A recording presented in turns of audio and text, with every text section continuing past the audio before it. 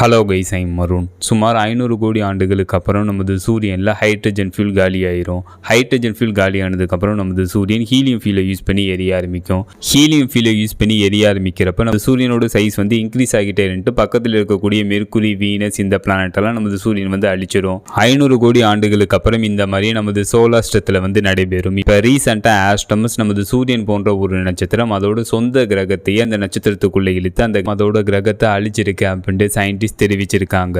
நட்சத்திரம் red giant ஸ்டாரா மாறவே இல்லை. அப்புறம் எப்படி அந்த நட்சத்திரம் அதோட கிரகத்தை அழிச்சிருக்கு, இப்போ அவங்க டீட்டெயில்டா பார்ப்போம். நாசாவோட transiting exoplanet survey satellite மூலம் கிடைக்கப்பட்ட டேட்டா மூலம் மிக்சிகன் யூனிவர்சிட்டியில் உள்ள ஆஸ்ட்ரோமஸ் மற்றும் 14 சயின்டிஸ்டை கொண்ட இன்டர்நேஷனல் சயின்டிஸ்ட் டீம் அந்த டேட்டா மூலம் TOI 5882 எனும் நட்சத்திரத்தை கண்டுபிடிச்சிருக்காங்க. அந்த நட்சத்திரத்தோட சர்ஃபேஸில் அதிகப்படியான லித்தியத்தையும் கண்டுபிடிச்சிருக்காங்க. இந்த லித்தியம் இயற்கையாகவே நட்சத்திரத்தில் சிறிதளவு தான் இருக்கும். ஆனா இந்த நட்சத்திரத்தை சுற்றி அதிக அளவுல லித்தியத்தை சயின்டிஸ்ட் மற்றும் ஆஸ்ட்ரோனமர்ஸ் கண்டுபிடிச்சிருக்காங்க. இந்த நட்சத்திரத்தை சுற்றி அதிக அளவு லித்தியம் இருக்கிறதுக்கு காரணம் என்ன அப்படின்னு கேட்டீங்கன்னா, இந்த TOI 5882 இந்த நட்சத்திரம் அதோட சொந்த கிரகத்தையே அழிச்சிருக்கு.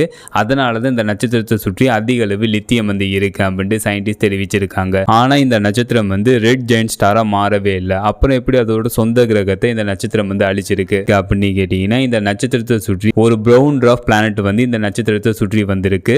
இந்த பிளானட்டோட ஆர்பிட்ல கிராவிடேஷன்ல டிஸ்டர்ப் ஏற்பட்டிருக்கு. அதனால இந்த ஜெயண்ட் பிரவுன் ட்வார்ஃப் பிளானட் அதோட நட்சத்திரத்தை ஸ்பைரல் ஆர்பிட் ஸ்டார்ட் பண்ண ஆரம்பிச்சிருக்கு. அதுக்கப்புறம் ஃபைனலா அந்த நட்சத்திரத்துக்குள்ளேயே இந்த ஜெயண்ட் பிரவுன் ட்வார்ஃப் பிளானட் சென்று அந்த நட்சத்திரத்துக்குள்ளேயே இந்த கிரகம் அழிஞ்சிருக்கு. அதனால இந்த நட்சத்திரத்தோட சர்ஃபேஸ்ல அதிகப்படியான லித்தியம் இருந்திருக்கு. இந்த TOI 5882 இந்த நட்சத்திரம் நமது பூமியிலேருந்து 1300 லைட் இயர் டிஸ்டன்ஸ்ல அமைஞ்சிருக்கு. 1 லைட் இயர் கிலோமீட்டரா கணக்கு பண்ணா 9.46 ட்ரில்லியன் கிலோமீட்டர், அதாவது வெறும் 1 லைட் இயர் கிலோமீட்டரா கணக்கு பண்ணா 9 லட்சம் கோடி கிலோமீட்டர். இந்த TOI 5882 இந்த நட்சத்திரம் நமது பூமியிலேருந்து 1300 லைட் இயர் டிஸ்டன்ஸ்ல அமைஞ்சிருக்கு. அப்ப நமக்கு எந்த லைட் டிஸ்டன்ஸ்ல இந்த நட்சத்திரம் அமைஞ்சிருக்குன்னு, அதுக்கப்புறம் இந்த யூனிவர்ஸ்ல இந்த பிரபஞ்சத்தில் எது ஸ்பீடா டிராவல் ஆகும்னா லைட் தான் ஸ்பீடா டிராவல் ஆகும். லைட்டோட ஸ்பீடு ஒரு செகண்டுக்கு ஒரு வினாடிக்கு 3 லட்சம் கிலோமீட்டர் டிராவல் ஆயிருக்கும். லைட்டோட ஸ்பீட்ல நம்ம டிராவல் பண்ணி போனா TOI 5882 இந்த நட்சத்திரத்தை அடையிறதுக்கு 1300 லைட் இயர்ஸ் ஆகும். ஏன்னா அந்த லைட் டிஸ்டன்ஸ்ல இந்த நட்சத்திரம் அமைஞ்சிருக்கு. இந்த நட்சத்திரம் அதோட சொந்த கிரகத்தையே அந்த நட்சத்திரத்துக்குள்ள இழுத்து அந்த கிரகத்தை இந்த நட்சத்திரம் அழிச்சிருக்கு. சூரியன் எப்படி எரியுது அப்படின்னு கேட்டீங்கன்னா, நியூக்ளியர் ஃபியூஷனால நமது சூரியன் எரியுது.